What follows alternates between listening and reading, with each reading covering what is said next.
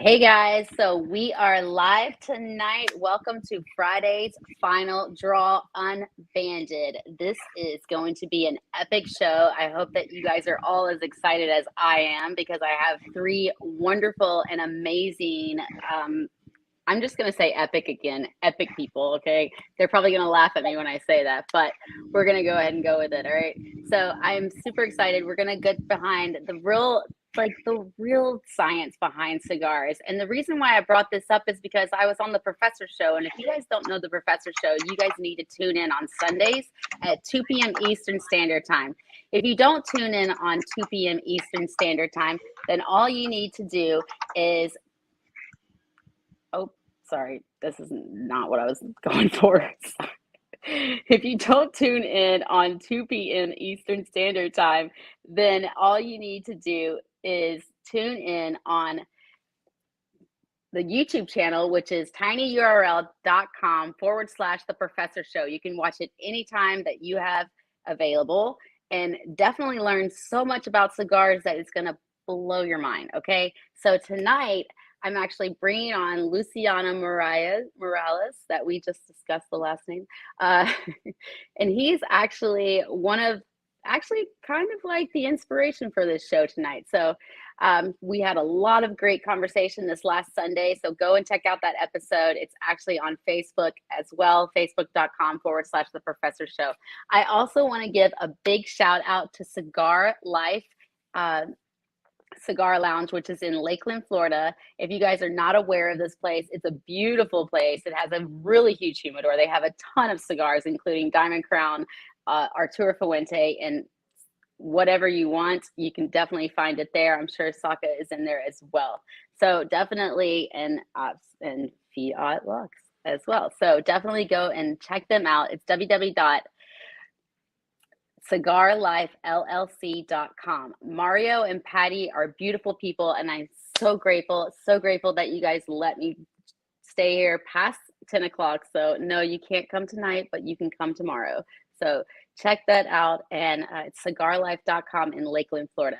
What's up, everybody? Man, you guys are all tuning in. I love it. I appreciate it. So buckle your seatbelt, get ready, because I probably am not going to be the star of the show, but I'm super excited to see these three definitely tune in and really answer some amazing questions. And we're not just answering questions about their opinions or this and that. We're looking for questions about the science behind it. And so I have some really great questions that I'm going to ask them, and we're going to see how this is going to go. So if you guys are ready, I want to go ahead, although I need to show you guys. I do have my ST DuPont case right here. I got my ST DuPont lighter that I'm super excited about. So thank you, ST DuPont. And if you guys don't know, go check out stdupont.com and you will figure that out as well. So I'm going to go ahead and introduce these guys, and we're going to get this show started because we only have an hour, because I am at Cigar Life, and I'm not sure that they're going to stay totally after hours for me, but we'll see. So thank you, Cigar Life, for letting me do this, and let's just get the party started. All right, so go ahead and bring in Steve Saka and Luciano Meirelles, and I'm going to let them do a little intro, and then we're going to let them speak, because really that's what it's all about. So Steve Saka, for all the people out there, why don't you give a little intro about who you are, what you do? Well, obviously I need to move much further away from the damn camera. My God. I have the big head here. What do? I smoke cigars for a living and look pretty. That's my primary job function. Been that way for a little over 3.5 decades. I don't know about the pretty part, but the smoking part's working out well for me. I like it. I think you're quite pretty in pink. Pretty in pink. Thank you. It works. Mm-hmm. Who isn't? Well, ST DuPont is definitely pretty in pink, I'm just going to say.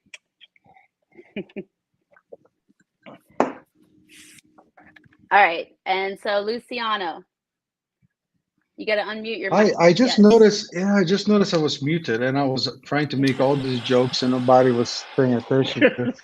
I was saying that Steve made a great introduction, very modest, And well, I'm honored to be here tonight. I'm Luciano Meirelles. I think I'll say the same. I'm a cigar maker, I'm a tobacco grower, and this is my life. So I'm extremely excited to be here tonight with Steve, with you, Mel, and Carlito. So looking forward for a great conversation. Where is Carly? Absolutely. Well, He that tardy would be already? that's literally the number one question. Have you ever heard of Instagrams at Where is Carlito? They made a whole Instagram page about Where is Carlito. That's why the bobbleheads exist, is because you have to look for a bobblehead. Got it. Yep. But I Yeah, figure but that Carlito has this amazing forgiveness, so he can come at any time he wants.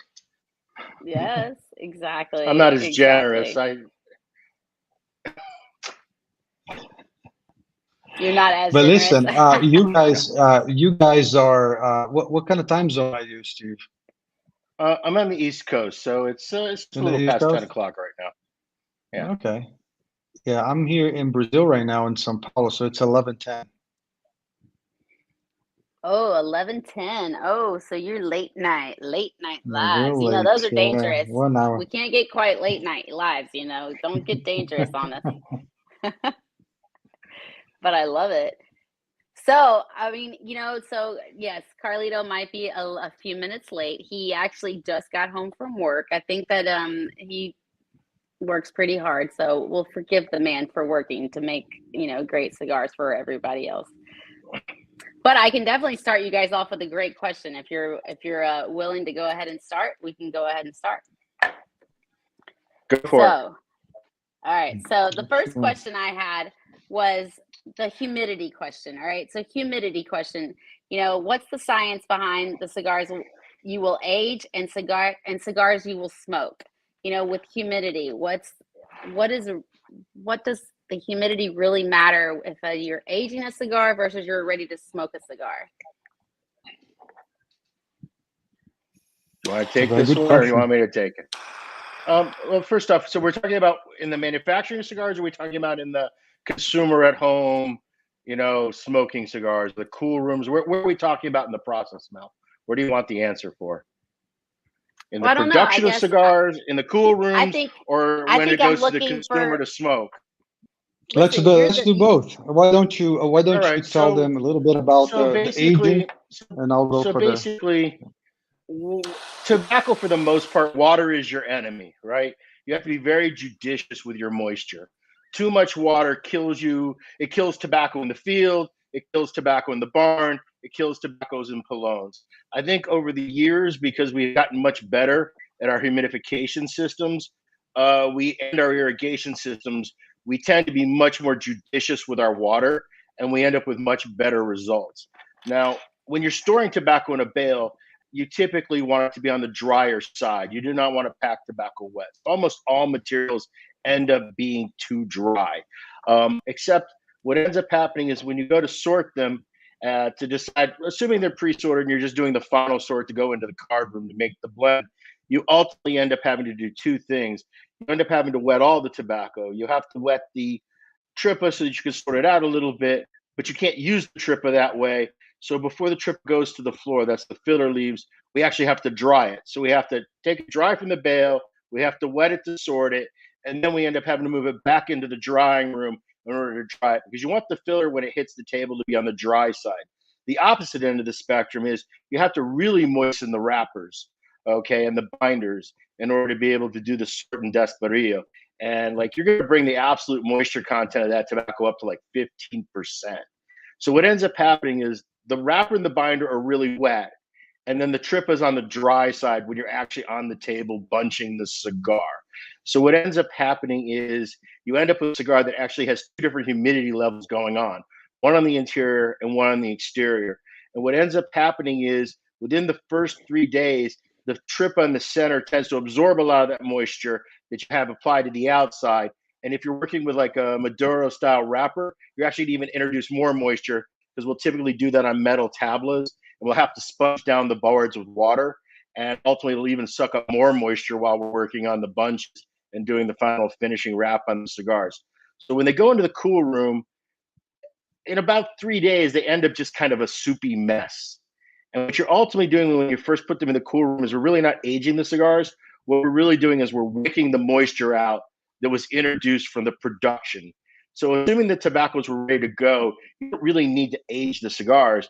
You just need to wick out the moisture and get the cigar even coming out of the cool room. Now, every manufacturer has a different opinion as to what that right moisture is coming out of the cool room. I personally like to pull them out. I like to pack cigars at about 12% absolute moisture content. I know somebody like Abdel likes to pack them at like 13 and a half. There's a benefit to packing them a little on the wetter side.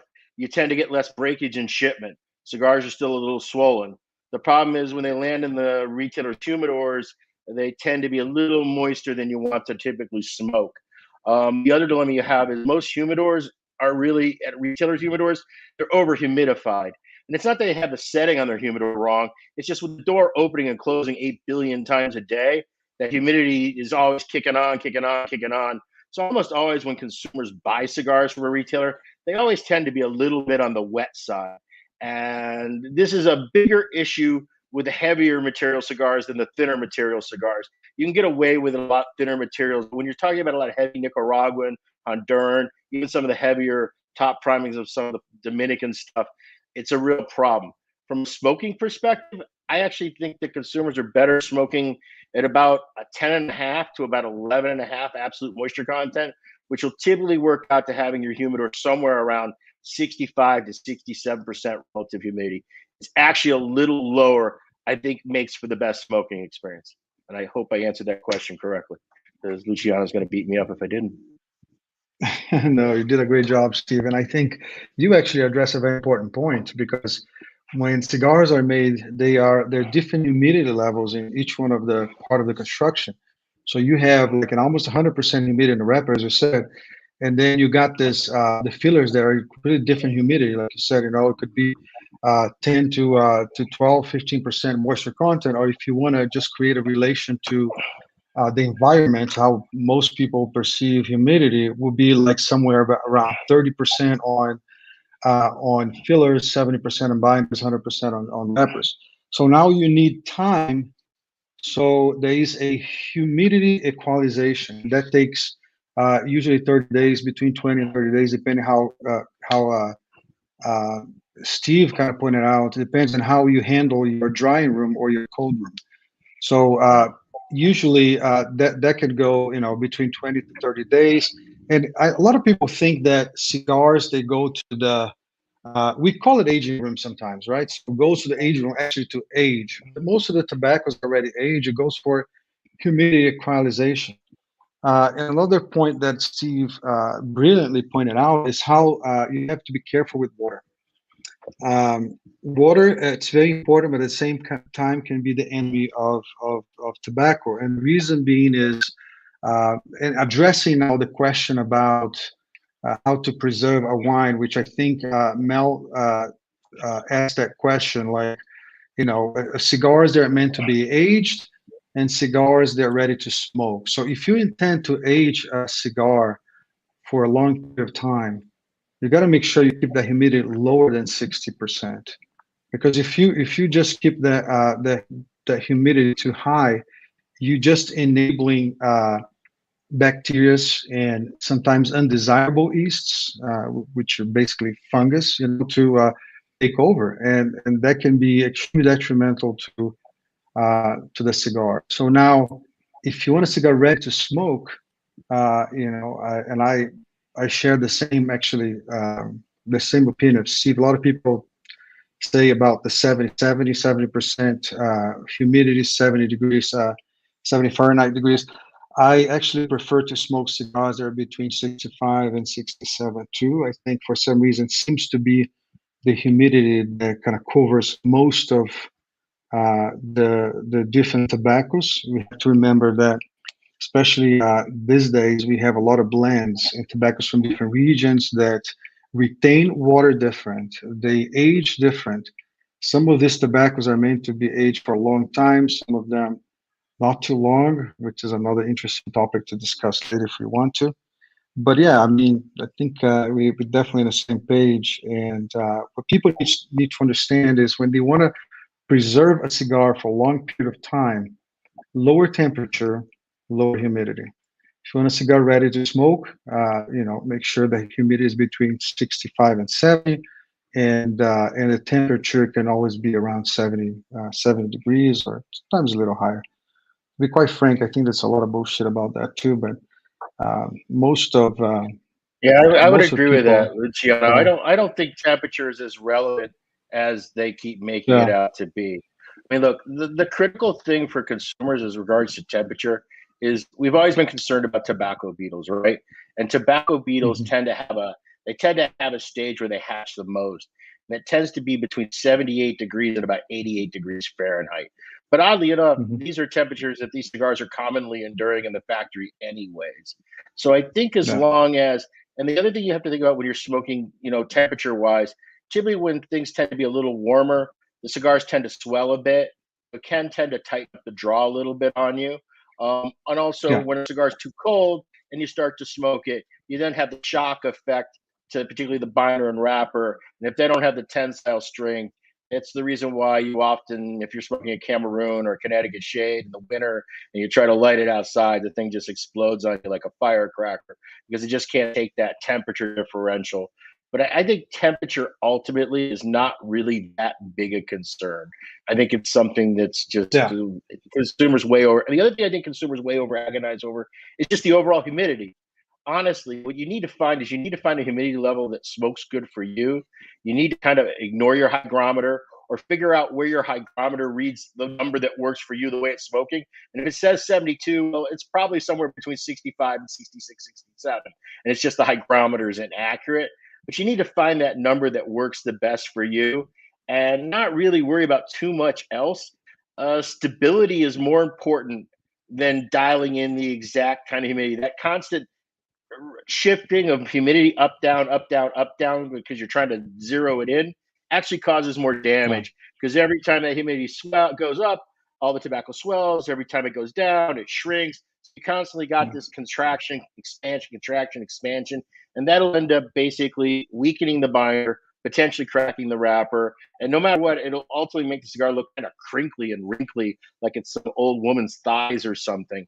So you want to kind of prevent that. So find a humidity that Yeah. works. Don't freak out over it. Don't worry so much about the temperature. Worry more about it being stable. I think that most consumers really over agonize over this in ways that, look, I leave cigars out of my desk for days and I smoke them. Okay. I mean, Yeah. yeah. I mean, now if you live in Phoenix, you can't do that. You know what I mean? You live in the tundra, you can't do that. But most of America, it's not as sensitive as everybody thinks. I think consumers, the more they smoke and the more experience they get, they ultimately Yeah. learn that they don't need to I freak think out over these things. I agree 100%. I think my only observation is if you meant to age a tobacco, then temperature becomes important. Just like if you want to keep that cigar for 5, 10 years, make sure you keep it dry. Just don't leave that cigars with the same cigars that you're gonna smoke next week. Right, not next week. Maybe the next day. What about smoking a cigar even if it's just maybe the next morning or it's you don't quite get through it, you leave it, especially in Florida. Maybe not in Nevada, but in Florida, you leave it out. I mean, is that okay? Is that like totally a no?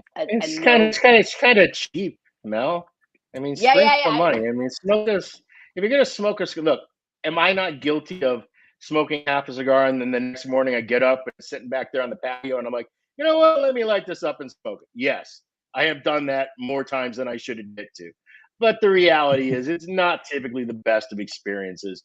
And typically, you can get away with it, oddly enough, with more stronger, heavier style blends than you can get away with more balanced, mild style blends. The more mild blends, the ones that are made with thinner materials, they don't tend to be as forgiving when you end up being a cheap bastard and double lighting like that the day after. Yeah. Well, let's see. Maybe somebody else has an opinion about this. Let's check this out. Ooh. There So he is. Carlito. I'm in the middle Carl- of I'm in the middle of a naissance, you call it. I heard a good joke today. It really was. I got to send it to you guys because you guys are ball busters. Anyway, I like to sit back and watch you guys busting each other's balls, and I'm learning from both of you. First of all, Luciano, you know your shit, man. My hat's off to you. But you know what? I also have to respect and as I do, man, because my twin brother, they made a movie after us once, okay?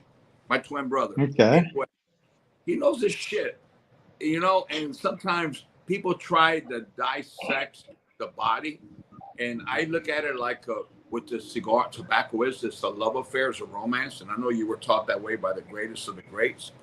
It's a romance, and when you see somebody, you feel a vibe, and you spend 2 or 3 hours wasting time. Do you dare ask that person to dance? So when you take her on the floor and little by little, all of a sudden everything starts just falling in place. Do you take her to your bedroom and put her on a laboratory table and dissect her to see how much, you know, everything is running through her veins? No. You just fall in love with what it is. It's the moment. And I agree in that aspect, as an old man in this industry, I believe so much that sometimes consumers try to look too much to find out too much, and they lose the essence, what it's all about. It's about blood, sweat, and tears, hard work. It's about tradition, about love. It's about this. It's all the senses. It's what it is. It's about bringing people together. And I go through that over and over, you know, with my, I don't know, people that are with me all the time, trying for them to understand the feeling, because this industry, from the way I was taught, maybe it wasn't taught that way. I was taught that you got to bust your ass, you got to work your ass off, like both of you have, but I was taught that you just have to just feel things out. But I wasn't taught that literally. I found that out after 50 years of falling, skinning my knees, you know, 50 years of struggles. I just found out, you know what, sit back, enjoy the moment. And I think that's what cigars are about. I think that's what Steve, by the way, I'm sending that boy home, man. That big boy that's behind my desk, that guy pisses and shits like hell. Big. I want the little one, okay? I want the little one. I'm going to trade you the big one for the little one. And I admit, I took it without permission. But it was Abe that told me, man, it was all planned. I want the little one. That big one shits and pisses all over my office all day, man. You know what? What'd you expect? I'm too old to be carrying that big boy out. No problem. Hey, listen, guys, good to spend time with you. What an honor. Melanie, congratulations for bringing 2 big heavyweights into the industry. That is not literally Mr. Saka. That's not literally. So don't take it personally, because I know that you hit back much harder than I could ever imagine. But no, seriously, it's all through. That's what we do when we love each other and we respect each other. We needle each other, you know, and feel free to needle me and everything. It's what this industry is about. It's about real human beings, family businesses. And I'm going to let you guys continue to talk so I can continue to learn. I'm just going to sit back, enjoy my cigar. Just got home from work. I want to enjoy my cigar and listen to both of you and look at the beautiful Melanie as long as I can. So, Melanie, keep the camera on you, please. I want to say something. I want to say something, Carlito. I think you pointed out something so important, which is the fact that people should enjoy the experience, not get too much into. And you see a lot with the cigar nerds, right? They want to dissect. They want to know everything about the cigar. Sometimes the experience is forgot, which I agree. And I think when you want to enjoy a good meal, want to enjoy a drink, I believe all of us have those moments where everything was perfect, right? So I remember so many times with my wife where wine was just perfect with the meal and the music and the environment and the light and I'm very sensitive to stimulation, right? So in the smoke and the cigars and I think that's what we always should pay attention to. And also, you pointed out about humans are behind this art. I think that's something, and I like the one of the taglines that Mel put it out there. I think she said something about what goes beyond just construction and flavor. And I think that when we treat people with decency and respect, the outcome of our product is always superior to those who don't. I have this case study, and we don't do it because because of that. We do it because of our principles, because of our values.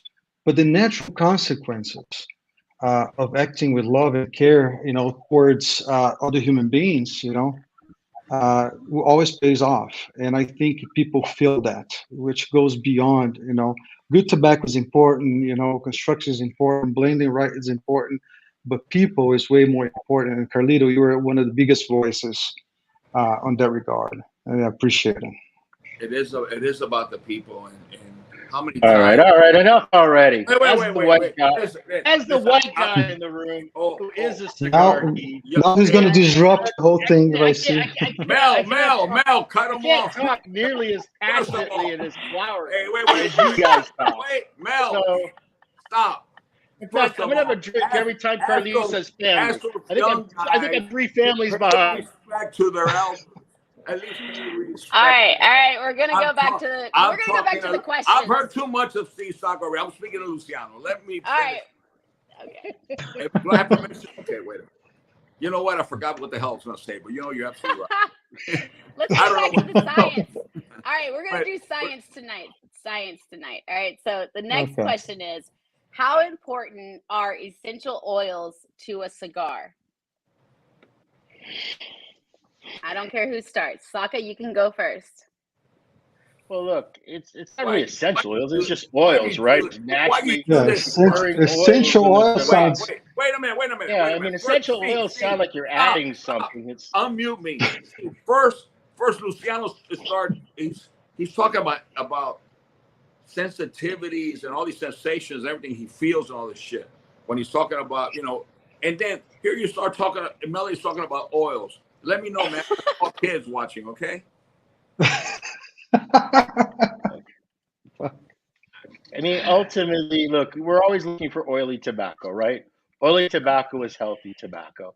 And often I say that, look, I know that the factory part of it all is very romantic, but the factory part is really a process of standards, practices, methodologies, quality control. It's really, if a factory is operating the way a factory should operate, for the most part, it's a very mechanical, efficient operation. That's really carrying out a very simple task. Yes, it's intricate, and yes, there's things that there's a lot of nuances to it. But ultimately, cigars are good before they ever hit the factory floor. It always goes back to the ingredients. The tobacco has to be right, and part of a tobacco being right is for it to have a good oily content. Oilier tobacco is simply more flavorful tobacco. It's just that simple. Luciano, I will. He threw wild punches, dropped his arm, and left it wide open for you. He did. Who goes first? You or me? No, you. I'm staying back at this one. He's bigger No, than I am. here's the thing. I think people maybe understand that language when you say oils, but actually what we're talking about is yeast biomatter. Sometimes that can be revealed as a shiny oil tobacco, but sometimes can be completely matte, like no shine, no oils. I'll give a very good example. We all hear about Connecticut broadleaf.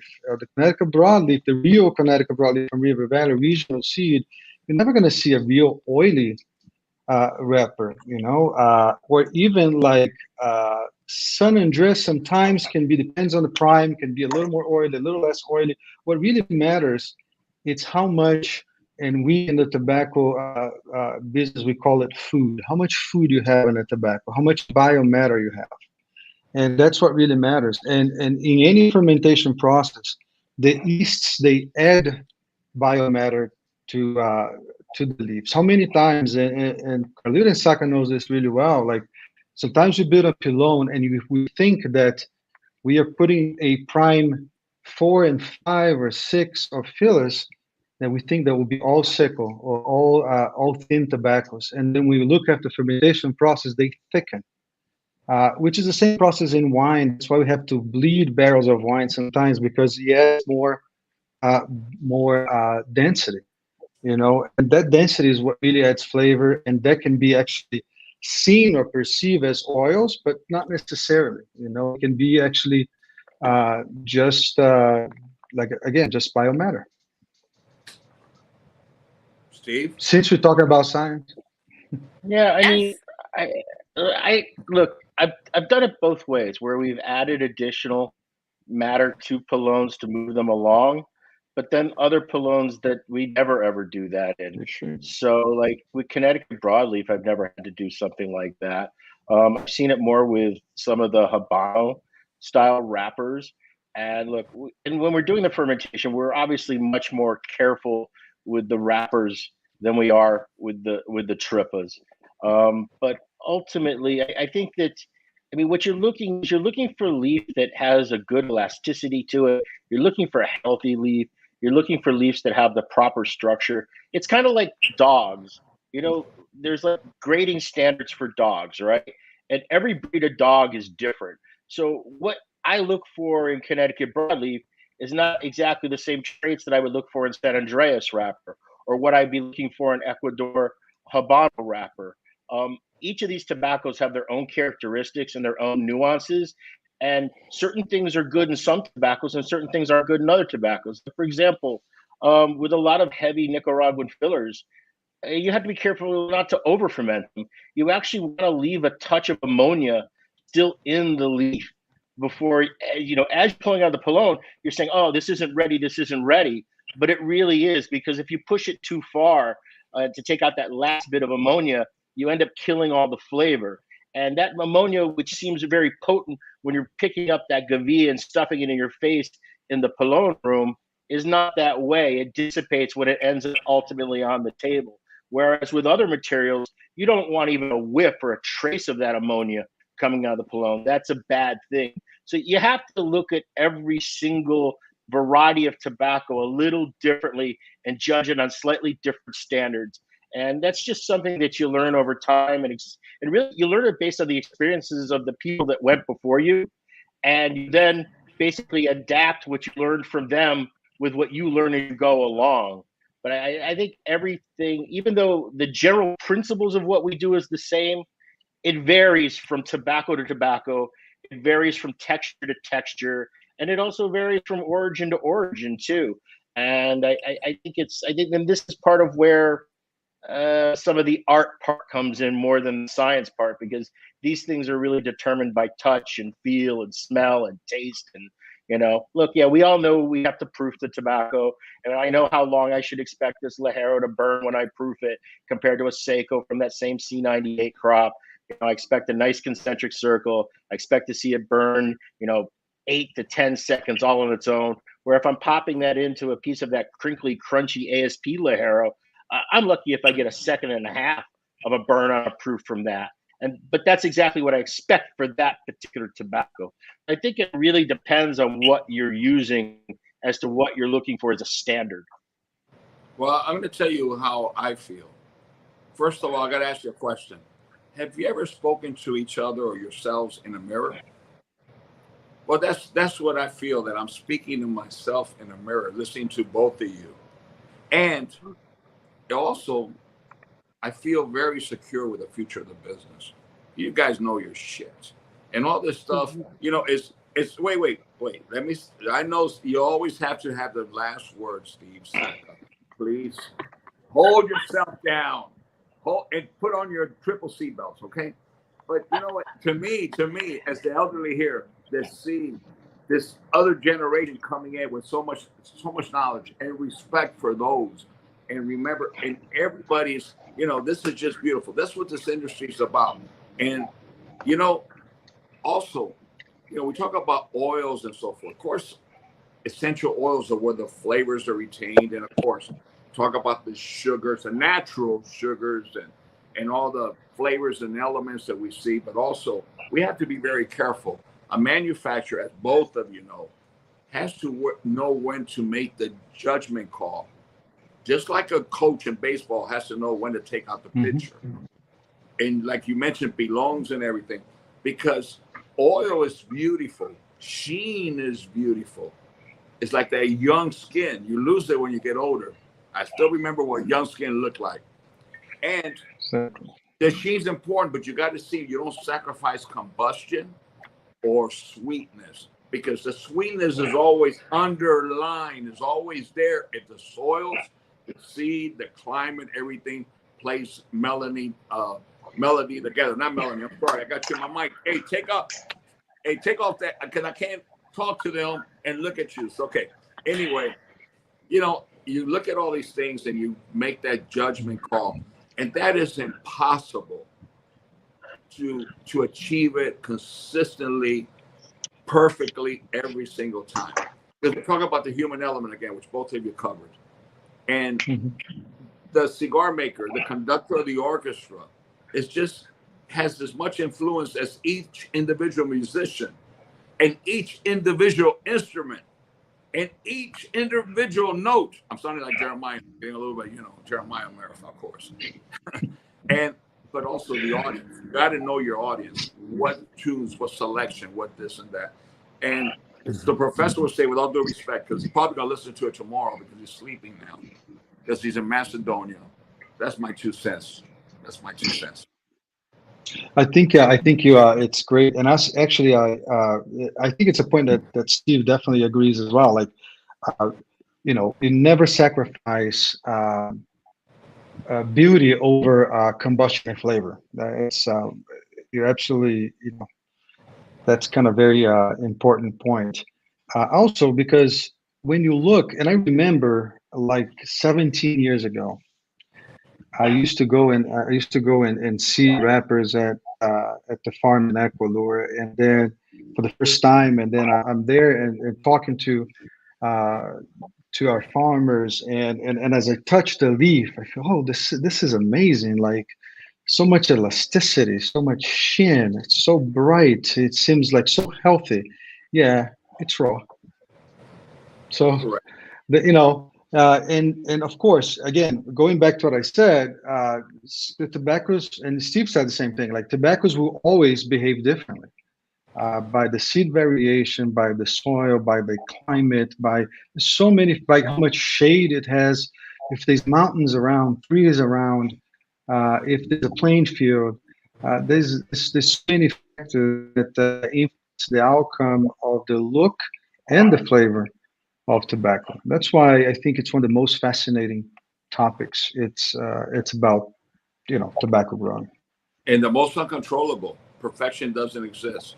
And I think that's Absolutely. It's just like, again, I go back to my way of thinking, because the most important thing to me is the beautiful women, music, and this and that. You could have the best dance of your life, and you go back to get that dance again. You go back to the same person, the same song. Something, it just doesn't happen again, the same and everything. But you fight your entire life. You struggle to find that perfect moment. And I think that's really is what makes magic and great cigar making and brings a certain pleasure to people, is that manufacturers who are really tobacco men, they understand perfection doesn't exist. God made the world perfectly, but he didn't make tobacco perfect, or cigar makers perfect, or cigar or whatever brand owners. He didn't make us perfect. Yes, and I just want to throw some spice out there, and maybe Steve can take from there. I feel like guilty sometimes. I think it's our responsibility as tobacco growers and cigar manufacturers to inform the retailer, to inform the consumer. And I think for too long we'd be just kind of trying to solve mystery and secrets, and then people just kind of don't have access to information. And we discussed this at the professor last week. I feel like things like we're doing tonight should be done a little more often, and people should have access to information. Yeah, but I think the reason why that is, Luciano, is for so many years there was no one that spoke English that could actually communicate these things. I mean, I think it's one of the reasons why I became popular in the early 90s was because I was visiting all of these Spanish-speaking countries and talking to all these cigar makers and farmers and whatnot. And I was basically just parroting the information that they were giving me. It wasn't because I actually knew anything at that point. I was acting as a conduit, a voice, and things have changed dramatically over the last 30 years. Back when in the early days, consumers would ask, is it large? Is it small? Is it dark? Is it light? Is it strong? Is it mild? They didn't ask the type of questions they ask today. This is a relatively new thing. And then the other thing that is very new is it's the first time that consumers have the ability to actually talk to people that actually work in factories, who actually grow tobacco, buy tobacco, sort tobacco, blend cigars. And that's a very different thing, because there used to always be a huge wall between the tobacco people and the factory, and then the factory with the distributor, and then the distributor with the retailer. And so much misinformation got regurgitated over the years that you ultimately, it becomes hard sometimes, because sometimes you tell consumers the truth and they'll argue with you because they've read things that have been written for so many times, because the same things get parroted over and over again. So it's a bit of a challenge. So it's really good now that there are so many more English speaking people that can communicate directly with consumers, that can talk about these things, talk about how tobacco should look at the field in the morning versus how it should look in the afternoon. What's the right color? What are we looking for the gum? I mean, like, I don't think that most consumers know what a mulling room is. I think, all they've ever seen is bulks and polones, right? Nobody's ever talked about, hey, how do we actually process Connecticut shade tobacco? We don't do Connecticut shade tobacco in a bulk. We haven't done Connecticut shade tobacco in a bulk since I've been alive. So it's done. Yeah, I see what you're saying, but I don't think it steals from the romance. I think that all of these little details and intricacies make it more interesting. Tranquilo, young man, tranquilo. I'm old school. Remember the dinosaur, Jurassic Park. You know what? Let me ask you two gentlemen, two great cigar makers, a question. There's so much you say, and you say it, but you never say the final thing, because that's like a chef. Let's be honest with each other. That's what makes this interesting.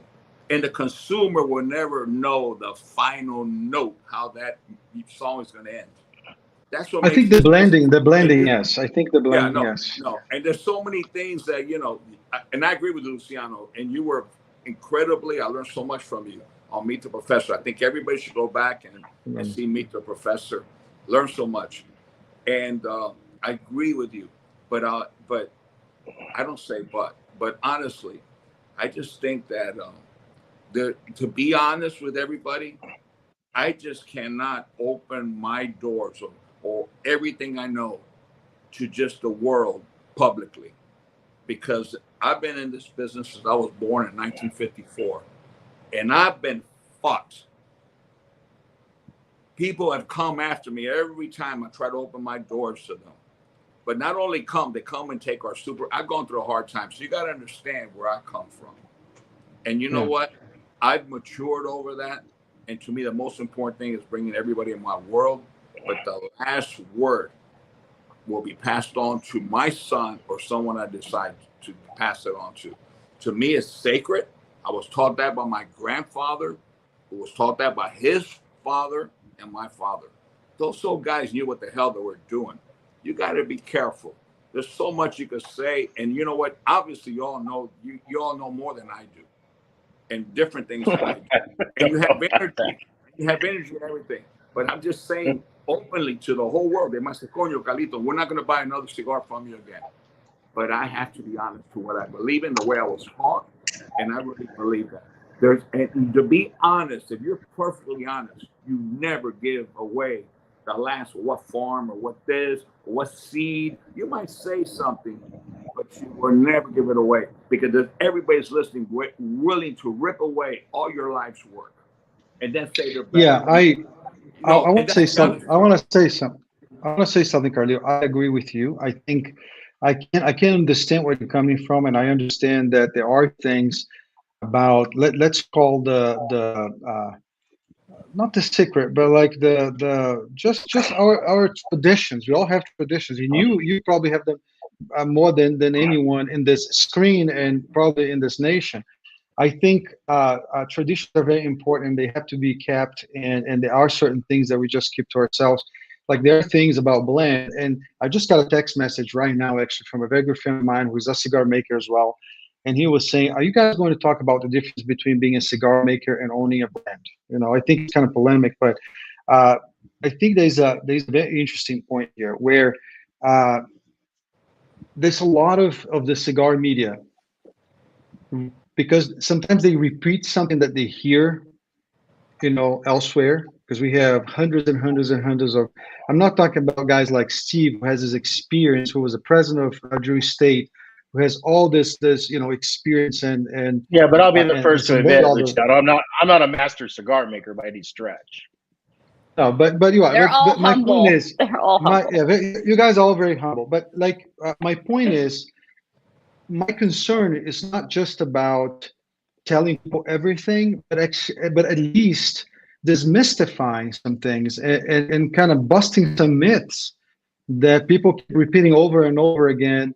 That is just not informative. It's actually harming our industry. And I see sometimes some of the cigar media just repeating the same thing, and because they repeat over and over again, becomes truth. And that's what I'm more concerned as days. But a lot of that comes from marketing. Like, for example, this whole thing about media tiempo, like it's some like magical thing. I mean, I don't know about you guys, but media tiempo meant we didn't have enough workers in the field to fucking get through the primings in time. So those last few leads ended up on the plant for an extra week longer. You know what I mean? Guess what? I just had media tiempo. I didn't intend to have media tiempo, but that's what I got because that's what my staffing was for that particular week going through the field. And that was the space. I didn't have the space in the barn to move the tobacco in. So, I mean, part of it is, look, the marketing buzz factor, it sets these things up because in the end, we're all making things that are very similar. So our salespeople and our marketing people, they're all looking for ways to differentiate. And that's one of the reasons why it's better when it's somebody like yourselves that come up with these things, because there's some essence of truth. There's some reason why these things exist versus when it's some board of people that basically go, oh, we got this really genius idea. This is what we want to do. And here you go. Make us something to fit the story. And those marketing things, they kind of can take over. Well, I'm going to be honest with you. I'm going to tell you the history. I'm not going to tell you all of it, because I'm going to leave something so that way people want to hear more. But anyway, medio tiempo. I heard the term medio tiempo growing up as a little boy. Medio tiempo is a Cuban word for classification of texture of a leaf and the development of the leaf and so forth. When it doesn't have elasticity or maybe a ligero, this and that, and it's just bronco, like, Steve, it's a leaf. It's medio tiempo. You can't use it. You leave it there for years. You ferment it. It's like leather. You just, you punish it like hell. But Ángel Núñez, that we know, who was taught by the Cubans also, it was a great marketing thing. They came out with medio tiempo like they discovered something. Medio tiempo is something that everyone uses. It's a classification, a word from the original Cubans who wrote the Bible on tobacco. And I'm a Yankee, I'm a North American, and right now I divide it between it because I'm a very proud Dominican. But it's just a word from the glossary. It's just a word that is used in the sorting houses to segregate the textures and oils and thickness of the leaves, not the color, because people confuse a lot of times color with grades, which all of you know. So, Melanie, I hope you got this recorded, because you're going to write the book, the most important book ever written. And everybody who wants to start their own factory, go out and buy this book by Melody the Kid Cisco. Well, speaking of color, that was another question. What does the color of the ash tell you about a cigar? Nothing, in my opinion. I think, certain tobaccos burn darker and certain tobaccos burn lighter. And it really is a frame as to what you should expect. Now, what you want to see is typically a lighter burn. If you have a tobacco and it burns a certain shade, you want to burn a slightly lighter shade, because if it burns a slightly lighter shade, that means you're getting good combustion. But that perfect white ash, that is not achievable in certain And when you tobacco. spell that word, you Okay. spell the word. I don't hear it well. I'm losing my hearing. Remember, I was 15 years a rock and roll musician. Would you say what? White what? Will you spell it for me, Steve? I just want to make sure. I'm sorry. You're breaking up on me, Carlito. What's the question? Oh, no. Please, I'll speak slowly. I don't know because I don't. This is not my whole thing. My question is, I just want to be sure when you talk about ash and color and everything. When you said white ash or ash, I don't know. I just want you to spell it for me because I just want to. What I'm saying, what I personally believe. No. Believe But that could you spell ash? Ash. Oh, sorry. That's the ash is spelled ASS and ash is spelled ASH. And you were talking about what? I was talking about ash. Oh, ASH. Okay. How much have you had to drink, my friend? Let me just tell you before you continue about ash. The only thing I tell you, the colors. If you can see the colors of the ash, the differentiation is that you're not colorblind, because some of the best tobacco burns grayish, and some of the tobaccos have the less flavor in the burn, and the less flavor burn perfectly, and they burn white like white cotton paper. So let me tell you where this white ash thing came from, Melanie. It came from the Cubans, because Cuban tobacco is a much thinner texture overall. And as a result, it tends to burn much lighter. And the other thing, too, is Dominican tobaccos, when they were using Connecticut shade, Connecticut shade would always burn lighter and whiter. So it kind of became almost like a marketing standard to say, hey, our cigars are burning whiter, so therefore they're better. But when you start getting into those heavier tobaccos that burn darker grays, they're not inferior. It's just this is the color that they burn. The question is, are they combusting correctly? It's not really the color of the ash that's a determining factor. It's how the tobacco is combusting. Okay, Luciano. Yeah. Go on, Luciano. You want me? Yeah, I mean, I think, again, it's all about... Jose Blanco hear this tomorrow, and he's going to want to hear the answer, what he thinks is correct, which... So I'll tell my opinion. 80% of the time, he don't know what the hell. But he's asleep, Carlito. He missed out. But I'll tell my opinion. I think it's all about the expectation. So if you're growing, for example, HVA in Ecuador, you have an expectation of how the combustion will go, but sometimes the color of the ash is exactly the reflection of combustion. So sometimes if you have a carbon ring that's too wide, that's too dark, sometimes we eventually even burn evenly, but the tobacco is still under fermented, which I want to bring it up another point too. And of course, the color of the ash I think is important. But again, you're right, Steve, because if I put let's say a Mexican San Andres, for example, that we all know that there's a lot of nitrogen, there's a lot of fertilizers being used, there's a lot of other components that make the ash look white. Sometimes it's even under fermented but burns white, or Indonesia that's very thin and burns white as well. So we have, of course, different colors, different expectations, but the color is important as well, because it is part of the assessment of the readiness of a tobacco. But I think it brings another very interesting topic, which is you can have actually a leaf that you expect to burn white that doesn't burn white. And we talked about ammonia and nicotine. One of the things I've learned to talk about science here is that the more under fermented, or the more the more ammonia the tobacco has, the less nicotine your body absorbs. So you need the fermentation process for your body to absorb nicotine, which, in my opinion, bust this myth of the whole like harsh and spicy as a synonym of strength. So I think there's a lot of, and I think the biggest myth is that one. Like you see a dark wrapper and the cigar is harsh, you think, oh, this is extremely strong. Actually, that cigar is not delivering but it's not delivering much nicotine. It's not delivering, almost any nicotine. a true Maduro, a true Maduro.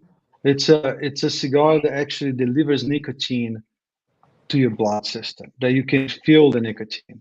And that only happens when you have a good fermentation. Steve was right when he pointed out at the beginning. We ended up skipping that topic. Uh, some tobaccos in Nicaragua, you can just, some tobaccos are just not meant to be aged for so long because they lose flavor. So we got to bust this myth. Like, oh, this is 10-year-old tobacco. Okay, where is it from? Is it from Jalapa? It tastes like paper. If you waited 10 years to use a Jalapa tobacco, it tastes like paper. You know, like if you want to, if you're talking about Steli tobacco or a Corojo 98 from La Canela, or we're talking about tobaccos that you can age for a very long time, and they will behave different, just like wine. You know, you have wines that are meant to be aged, the wines that you're ready to drink. So, and that's what affects a lot of the change in blends over time too, because you have a blend, you have tobaccos from different regions, right? So, yeah, well, but going back to the point, I think definitely the color of the wrapper, the binder, and it's very kind of tight to combustion as well. Luciano, I'd like to share my experience only as I remember and I see it. The color of the ash is extremely important. As Mr. Saka said, a nice tight white ash is impressive. And if it holds for long, yeah, of course, it's impressive. But the reality of the story is that Cuba, the tobacco Cuba from Pinar del Rio, does not burn white. It burns gray to dark gray. The soil content, the flavors, the aroma that it provides is one of a kind. I'm not saying the only of the kind, one of a kind, as is Nicaragua, as is Dominican Republic, as many other countries around Latin America where we grow tobaccos. As far as the ash, it has, like you said before, it has to do with fermentation. It has to do with the elements in the soil. But I personally have learned that even though I've strived for, and there are tobaccos which we cannot judge. There are tobacco that their seeds or genetics by nature burn lighter. But I think a cigar, first of all, it's not a cigar if you have to eat it. Even though I've smoked many cigars, one this morning and one yesterday, that I thought I was going to eat. That was so damn good. But you don't, a cigar is made to burn. As you mentioned earlier, the oils, the sugars, it's meant to last. It is a dance. It's a romance. It's a symphony. It's not meant to start. It's not like the quickie, bang, bang, bang, and you pay and you go. It's not like that. It's something, it's a performance. So combustion, to me, is the most important thing. And sometimes on that I agree, because if the tobaccos don't combust correctly, you don't get the flavor that you want. You don't have anything. Yeah. The only thing you have to do with it, you got to be a politician, maybe president of the United States, and use the cigar for another purpose, or you have to chew it. What else could you do with a cigar? Steve, you know what? I learned from the best, my brother. I learned from you. I must say, Dominican tobacco has one of the best combustion. I'm working hard and fighting hard so I can get my little buddy and replace the big guy who's pissing and shitting him office all day. I'm returning him to Abe, okay? You figure it out with Abe as far as delivery, because that shit must cost a fortune to deliver. All right, are we ready for the next question? Because I think that we're actually going to go past this, because the next question would be, how long, the long ash. Everybody is out there, trying to keep the ash on. You even have contests going on, world championship, long ash contests. What does this really mean to, a cigar? Is this really how a cigar should be smoked? Is this how a cigar should actually be enjoyed? Let someone else go first. I have a definite opinion on this one. I think you guys know my opinion, because we talked about it just a week ago. All right. So my opinion is simple, Luciano. It's the ash is there to serve as the buffer to keep the cherry of the cigar warm and heated. So when you have a nice ash, it serves as a blanket. It helps to evenly distribute the heat across the entire bunch. So as a maker, what I want to see is I want to see an ash that's firm enough that it holds on for 3/4 of an inch or an inch. Okay, but anything beyond that, those are just bonus points. It's not something that I worry about. I worry about that it holds enough ash that it can keep that nice, even combustion going. Everything else is for Instagram pictures. And as you well know, the cigars that hold the ashes the longest are typically the ones that have the heavier tripas in them because those central ribs are thicker, and those central ribs end up serving as almost rebarb in the middle of the bunch. So those style of cigars tend to hold ashes longer. It's really a byproduct of the tripa more than anything else. Well, let me ask you, Mr. Saka, how do you explain the greatest comedian of all time, our hero of heroes, Mr. George Burns, who was on stage and the cigar never went out and it held that long? It was an El Producto. Yeah, paper clip. Paper clips, paper, things inside, and whatever it is, but it worked. He could not smoke a premium handmade cigar because he would have to have a lighter in his hand, and he would be interrupted after every sentence he said to relight a cigar. Because natural tobacco, good tobacco, it depends on many things, which I'm not going to go into the scientific part of it, which you all know. It burns in different rates and different times, and they're made, nature, they don't burn on their own. What burns on its own has added chemicals that contribute to the burn. Like a cigarette, it's not the same as a cigar. For fucking heaven's sake, wake up. It's not the same. Yeah. You put a cigarette anywhere on a table, anywhere, it's not going to fit. It's not going to go on until it burns through the filter and it burns every fucking thing around it. A cigar, you put it down, it extinguishes itself naturally.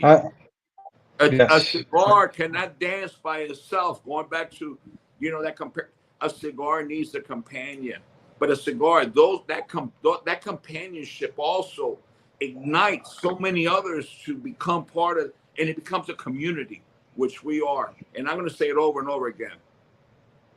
I feel tonight, I feel honored. I'm going to say it publicly because it's important to me. Okay, more important than all the techniques and more important to say, I am very proud to Melanie that she invited me to be on a show with both of you gentlemen.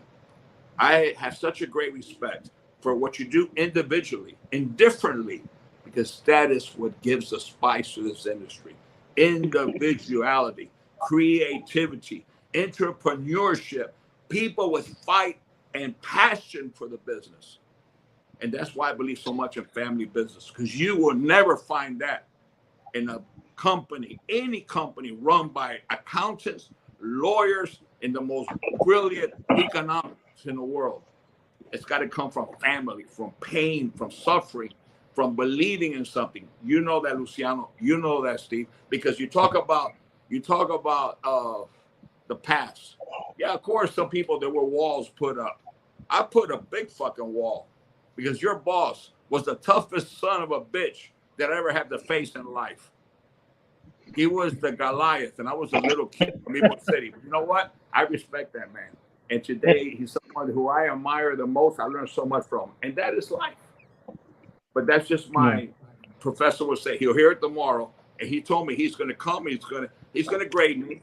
I know you guys are professor. Okay, I know y'all, and me too, professor. Listen, I love you, but anyway, tomorrow's going to grade me, and if I don't say this, he's going to kick my ass. So anyway, my 2 cents. No, not saying what I said. He wants me to make sure I keep repeating my 2 cents, and mention him because he has such a freaking ego.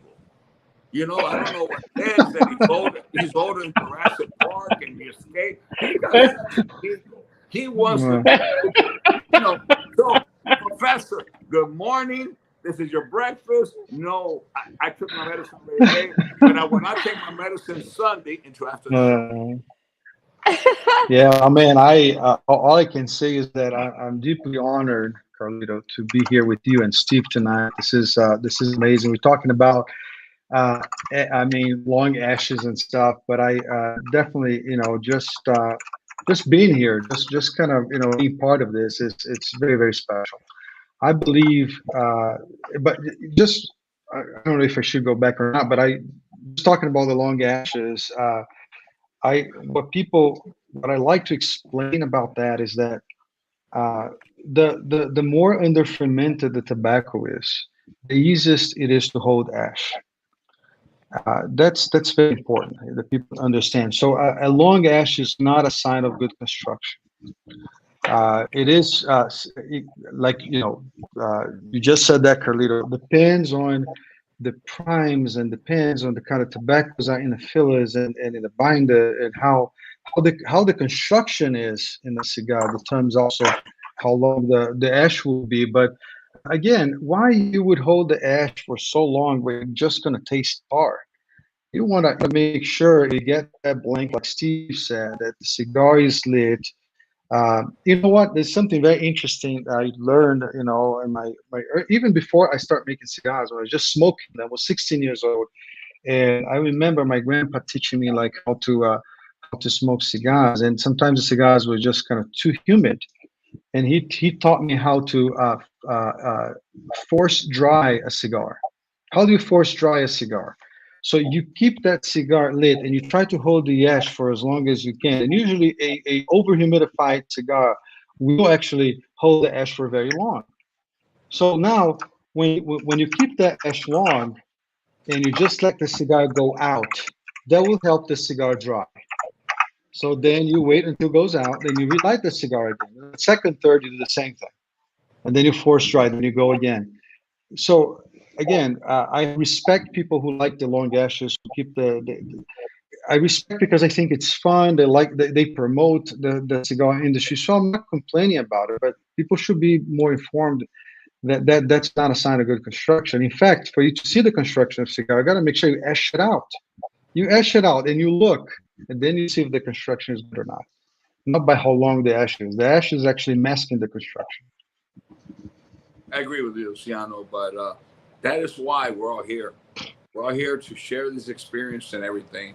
And thank you, Melanie, for making this possible. This show, I think, all those that are watching, because I was nervous as shit. I had to go look myself 15 times in the mirror and make sure everything was right, because I got a message. Somebody sent out this blast or something, Melanie, and Coop sent me a message.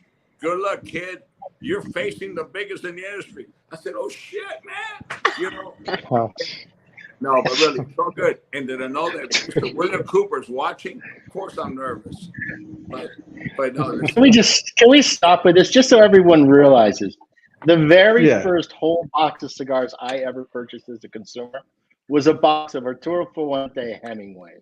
That was the first box. This guy's too humble. That's why I love him. It's the first box of cigars that I actually was willing to spend a real big part of my paycheck on. So this is such nonsense. It's beyond nonsense. It's crazy. Okay, exactly. Okay. Checkmate. That's and true. I also want to say something. Wait, checkmate. I also want to say, because I found that out, you're the first competitor that I ever took a photo with publicly. Okay, that's why. Ooh. Yeah. So it's because you look super pretty standing next to me. God, why wouldn't you take a picture with me? No, listen. I said that. I said that word because girl, you're the hot cigar chick. What are we talking about here? You know what? I never noticed, but anyway, I said that really jokingly because, again, I want to go back. That's what we're all about. We're all one family. We're all personally good friends. We all joke around because I really want the industry to feel that it's about, it's a lot more than just, it's not reading a book. You will never learn about this reading a book. People have to fill words and pages. You cannot explain this unless you can illustrate colors. You can play different music and melodies. This is so freaking complicated that, I sit back with you guys. This is fun for me. I'm having the time of my life. I should be sleeping. I work all day, but it's fun. And that's what I want people to understand what cigars are about. They're about enjoyment. They're about fun. But I agree with you, Luciano. We have to educate. I'm doing the best I can. Remember, you took an old dinosaur by an ankle because you didn't have to get him by the neck. And you just pushed him And Jose Blanco brought me to social media. I would have never gone on. I was locked up in my cage. They let me out. So we created a monster. All right, so let's go to the next question. What does the wrapper really contribute to the cigar? Is it just flavor or just construction? It's such a wrong question. I mean, look, it also depends on the wrapper and it depends on the filler recipe. I mean, some wrappers are milder, and as a result, you get more flavor from the tripa. The one thing that you always get from the wrapper is you always get the oral contact. So you're always getting the taste of that wrapper against your oral membranes. And look, you can see it even, I mean, just a very simple thing. And I don't know that this is true today, but back in the day, when Partagas and Macanudo were made by Daniel Nunez, they were the exact same cigar blend-wise. The only difference was a wrapper binder swap. So you can see how significant those two cigars smoked differently back in the 80s and early 90s. So yeah, the wrapper has a dramatic impact on how the cigar tastes, but it's not the end-all be-all, because it also depends on the filler recipe that's with it as to how it's going to be.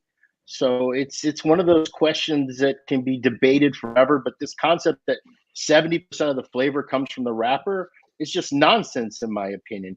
I think it varies from cigar to cigar and wrapper to wrapper, is my opinion. Even on Lancero.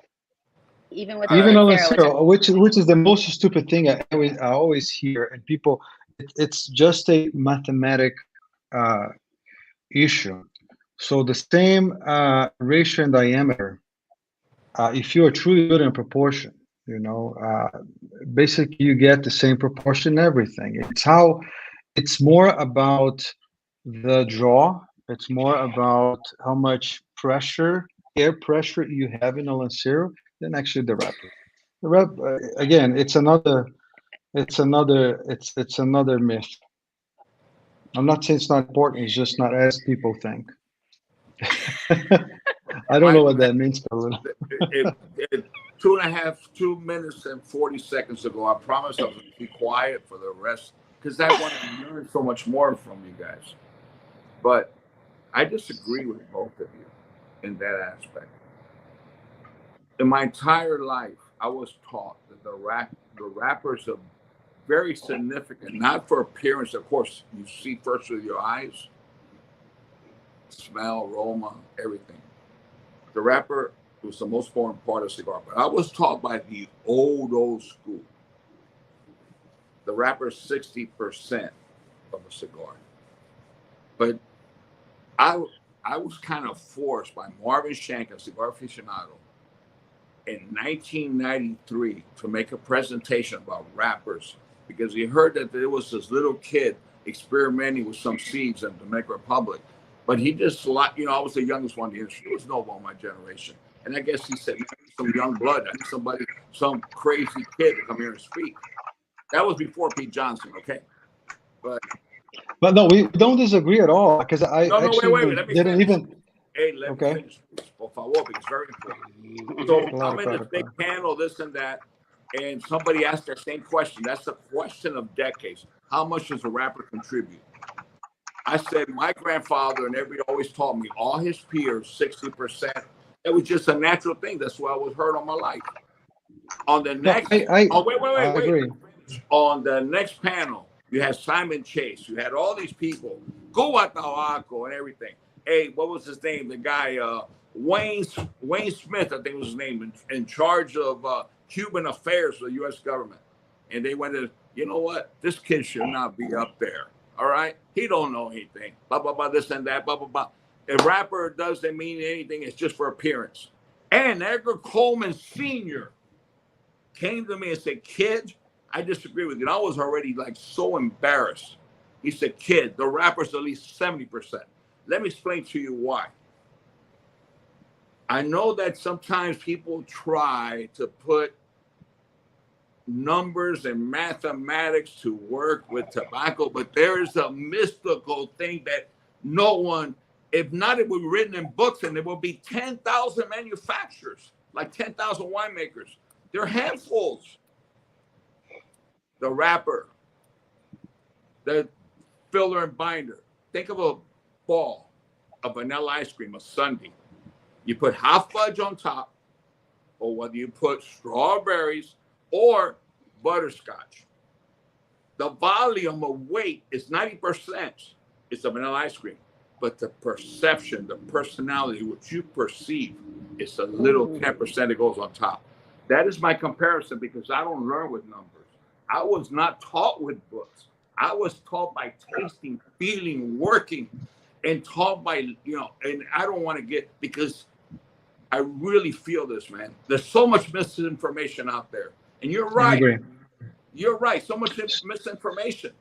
And so, Carlito, my opinion on this is that the wrapper is extremely important. I agree with you 100%. My point I don't think we're disagreeing with that. Yeah. Okay. But I don't think you can put a 60, 70, or 80% number on it. No. I just don't think you can. Steve Saka, it was you who told me the two greatest selling cigars in the market in the 80s. One made in Dominican Republic with a Cameroon wrapper, and one made in Jamaica with, you know, with the Connecticut wrapper. They were two different cigars with two different prices, same cigar. What more proof do you want than that? Just to kind of finish that thought, I think I agree that the wrapper is extremely important, not just for the beauty. It helps with combustion. We just talked about the combustion. Without a good combustion wrapper, you can smoke a cigar, and also the forces of the wrapper and the binder.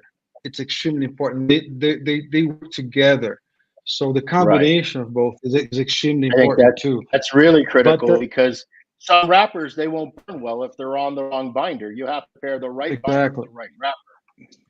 But I want to just point out something about flavor. I agree that both of you, like you just said, in the cold draw, the first impression is what you taste without lighting the cigar comes from that wrapper.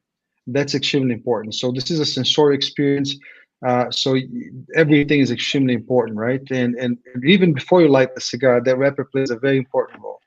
After the combustion, the wrapper and the binder, the combination of both is extremely important. The flavor of the wrapper is what you feel the most compared to the other tobaccos inside the cigar. I agree with that. What I disagree is with this saying, and that's a myth in my opinion, that the smallest the ring gauge is, the more the wrapper you feel. That's the part for me. It's completely wrong. What I'm saying is, it's proportional. It's a cylinder. If you're building a true proportion in the blend, say you have 4 sizes in the blend. You know, you work with different primes.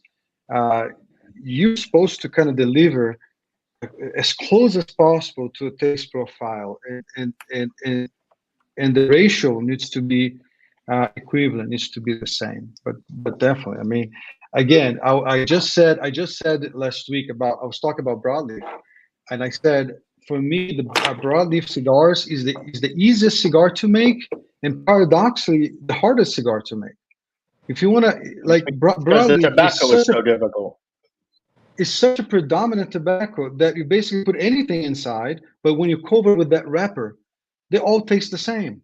So now make a broadleaf that stands out, that's different than all the broadleaf cigars that are out there. It's the challenge. You know, that's how much a wrapper can play into a cigar. Broadleaf is a good proof of that. But I think broadleaf has way more to do with the fermentation than it does with the blending. I think that broadleaf, how you work it, has a dramatic impact as to what that broadleaf ultimately ends up being. And it is a case where, look, when you're dealing with those, you know, 1 LSs and 2 LSs, which come from the lower part of the plant, those tobaccos are much, much different than the higher primings that we tend to use on the more premium type cigars. So you can't even put all broadleaf in the same basket, because when you're comparing a 2 LS to one of the top leaves, it's a significantly different animal. It's true. Now think about Connecticut now, which is very thin, right? Connecticut has such a high acidity.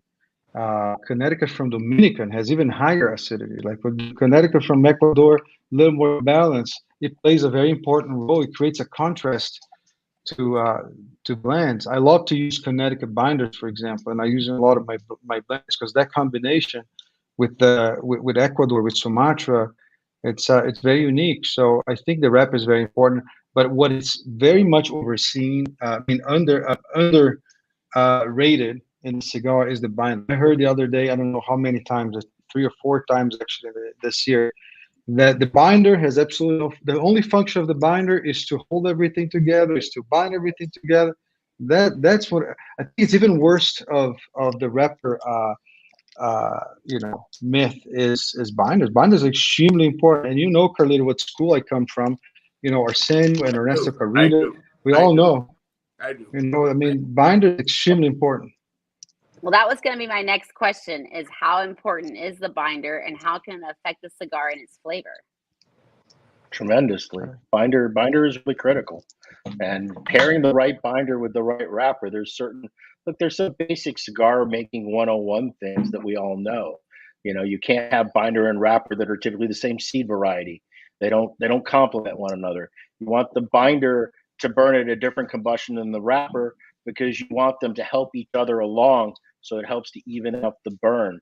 You don't typically tend to pair heavy wrappers with heavy binders. You have to worry about thicker binders underneath thinner wrappers because the binder can ultimately make the cigar very ugly. You know what I mean? Because the binder will actually show through on the wrapper, sometimes in color. If you're working with a Connecticut shade, like a BW or a GW grade, or a YW grade, I should say, of Connecticut shade, you got to worry about the color of the binder up underneath showing through too much. So binder is a lot more important than I think most people realize. Extremely important. Totally. 100%. All right, so because we're going a little bit over time, but I love this. I think you guys are awesome. This is a great conversation, and I think that everybody is definitely enjoying the conversation as well. So for people that are coming into the industry and really wanting to, excel in the industry, what advice and what is it that they really need to know, and what is it that they really, and I'm talking science, but also marketing, what is the number one thing that they, should actually pay attention to, and what maybe something else that the consumers need to know about how to judge a cigar, about how it should be, and if it's a really great cigar. Man, and that's even a tough media question, Melanie. That's a hard question to answer. Hot seat question. That's a hot seat. Look, the simple answer is to look, listen, touch as much as you possibly can. The more you look, listen, and touch, the more experience you have, the more you learn as you go along. I think that, I learn new stuff almost every single time I'm in Nicaragua. There'll be something that'll catch my eye, and I'll just ask. And I think one of the biggest sins that we make, look, consumers expect us to be experts, but the reality is nobody's born an expert. And the more you end up knowing, the more you end up realizing how little you actually know. So you need to just continually be a sponge. Now, the marketing thing is an entirely different element. But from a consumer's point of view, I think it's really about finding a cigar that you love, that you find pleasurable, that you enjoy, something that's relaxing and satisfying, and something that delivers you that a consistent experience. I think consistency overall is probably the most important thing in a cigar. And the thing that makes cigars so challenging is they are inherently inconsistent. So we're always, any factory is constantly having to adjust their blends and change their techniques. And you can't just follow hey, this Polone, it's Connecticut broadleaf, it's all medium. So we're going to push it to 138 degrees. We're going to let it sit there for 7 days, and then we're going to turn it. You can't do it that way. You have to take everything as it comes and judge it as it goes along, and constantly evolve and change depending on what the tobacco is. You guys remember Daniel Nunez. One of the things he told me was he always looks at tobacco like it's a young horse, and he's got to train that horse, to get it to where he wants it ultimately to be. And some horses you need to be more gentle with, and some horses you need to be more firm with, and some horses need, So you need to be flexible in what you're doing. I don't think you can make good cigars taking a Betty Crocker recipe kind of perspective. Making cigars is not like the science of baking. It's not just, hey, a half a cup of this, a cup of that, so much yeast, so much time to proof, bing bam boom, you get a good cigar. No, it doesn't work that way with cigars. Not at all. I'll actually say what I think about this matter next, because I would call our godfather of the night, our dear Carlito, to give the final word on this. But I really think that, and I'll hammer this point again. I think the world is craving knowledge and truth. And I think that if you want to succeed in this business, be authentic. Don't lie. Don't cut corners. Tell real stories. Don't make things up. I think, in my opinion, whoever is willing to act with that conduct of presenting truth will succeed.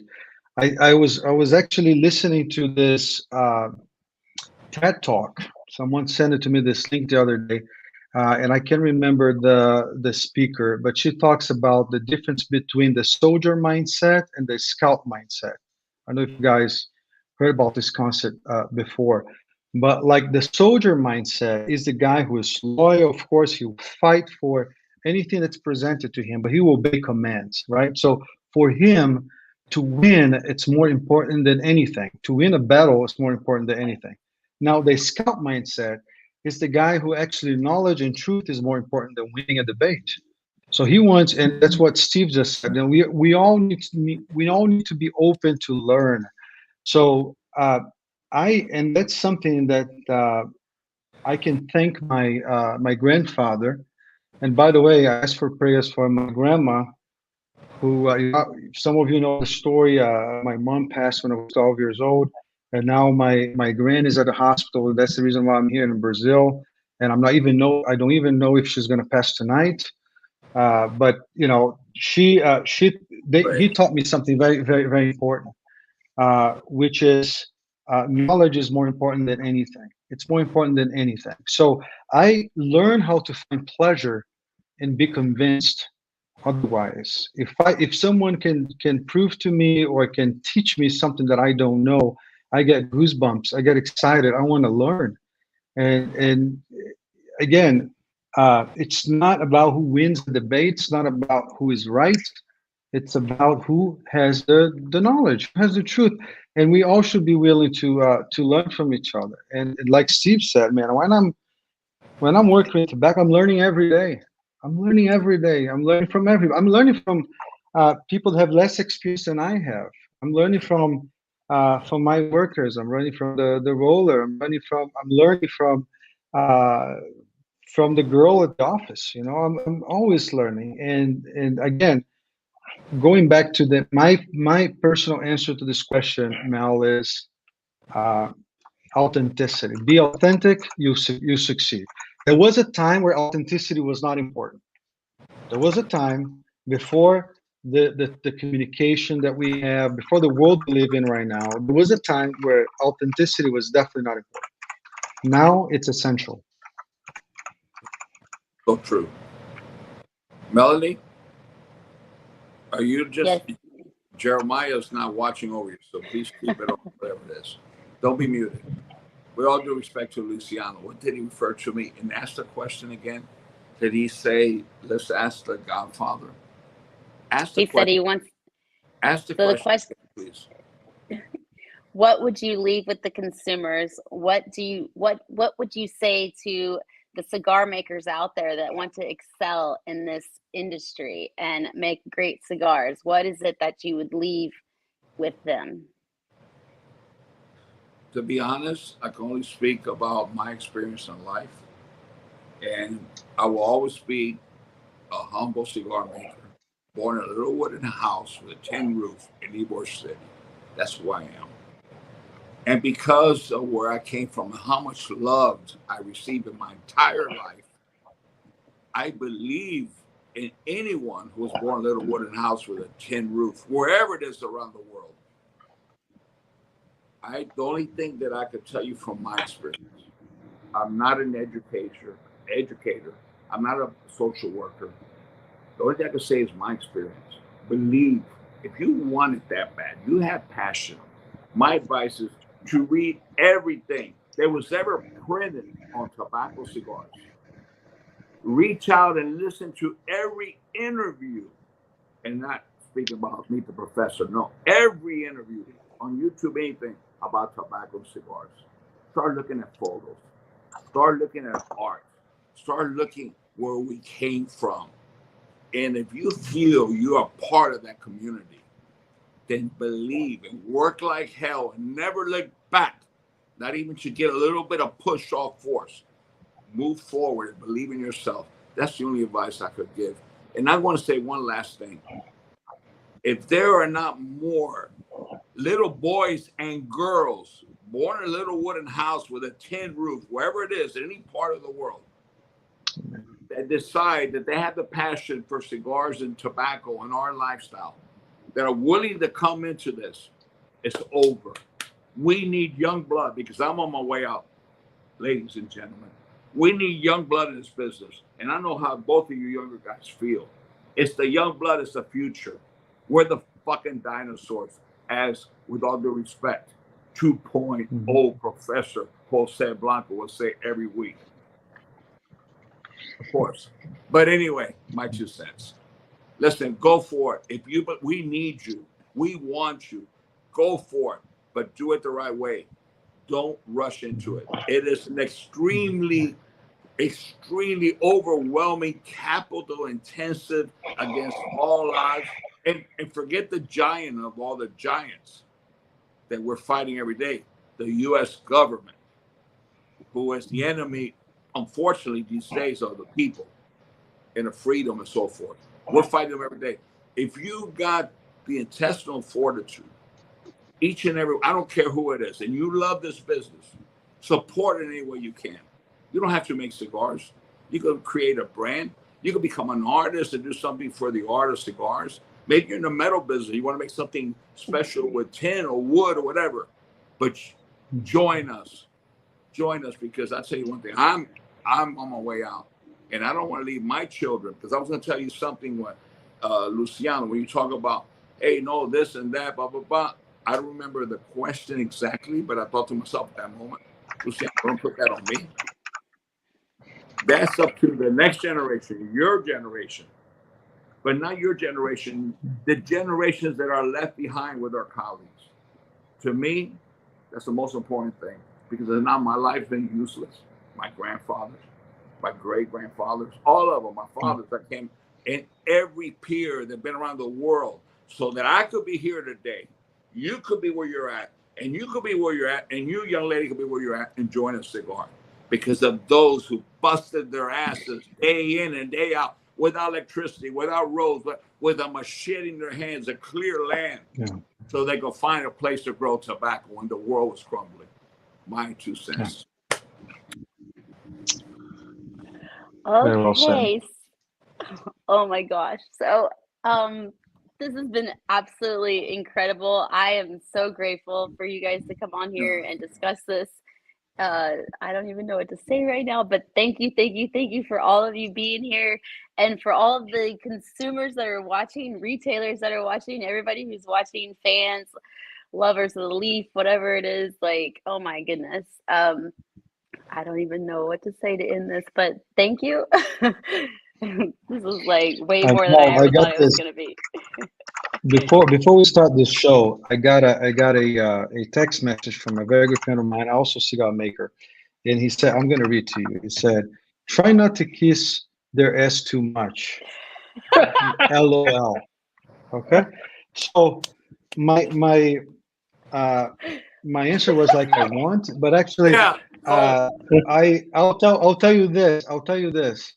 For me, it's a true honor, to be here tonight, with Carlito, and the great Steve Saka. You know, I have a huge admiration for both of you and for what you do, Mel, as well. Putting everybody together, being that bridge, being that kind of bond, and I'm very thankful for tonight. I think again we should do this way more often. You know, where we I'm can in. talk about these things, not just the science, but the humanity behind what we do, and we are truly blessed.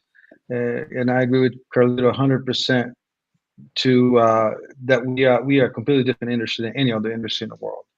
You know, Yeah. we can sit together right now, what most people will call competitors, but actually I can get encouragement words from Carlito, and I can have encouragement words from Saka, and we can meet each other in trade shows and sit down and have a glass of wine, have a glass of spirits, and celebrate who we are, what we do. I mean, what industry has that? Like, Yeah, and let's be exactly. honest. But wait, Steve. But when I see Steve, and every time I'm gonna see you from now on, I'm gonna needle you. I'm gonna see when you're not looking. I'm gonna needle you for here. I'm gonna needle you there. And you know what? If you care for me, then you needle me back, because that's what. And Steve and I have a great. I got to be careful, man. I can't start saying bad things about the great Carlos Fuente Jr., man. I'm going to end up with like your army of lovers beating me to a pulp. I have to be very, very careful. You have enough problems already with. You know, I think Luciano, the reason why the reason why you feel that way. Let me get a word. I think the reason why Luciano we feel this way is I think we all know what a dirty, grinding, hard business we're in. It's a lot of work. It's a lot of challenges all the time. And I think we really appreciate it when you see those small individual family companies. And even when they become big family companies like the Fuentes, you know the decades of work that had to go into getting to that point in life. And I think that that's something that you can't help but have admiration for your competitors, because you know that you're all going through the same trials and tribulations, and there's a shared common goal where we all just want to really make great cigars and make people's lives better and spread satisfaction and camaraderie. And you know, just it is that part of it is true. And I think that's the reason why we are so much different than so many other industries. It's not a question of who can make the best widget and sell it for the best price. And it's not a question of who has the most marketing dollars, because that isn't ultimately what makes a company successful. It always comes down to that intestinal fortitude to always push forward and to always try to do your best. And I think that that's the quality that we find admirable in so many of our peers. And that's the reason why I think as a community of manufacturers or brand owners or even talking head like me, that we share this common thing between all of us, and you can't help but appreciate it and be thankful. Absolutely. Oh, let me tell you something. Listen, I'm not going to speak anymore, but I just want to say, I've said it too many times already. Thank you, thank you, thank you, and thank everyone. Thank you for just for this opportunity. Thank you for the hugs. Thank you for the smiles. No mas, no mano. Steve, you better send me that little shit, because the big shit, I'm sending it back to you, okay?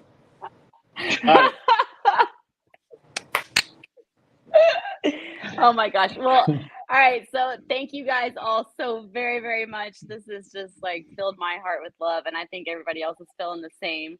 And for showing us, leading us as a industry, actually, you know, and as a community, and most definitely as a family. I mean, it definitely takes some really big hearts to be able to do this. So, and each and every one of you are definitely very, very important, I think, to everyone here.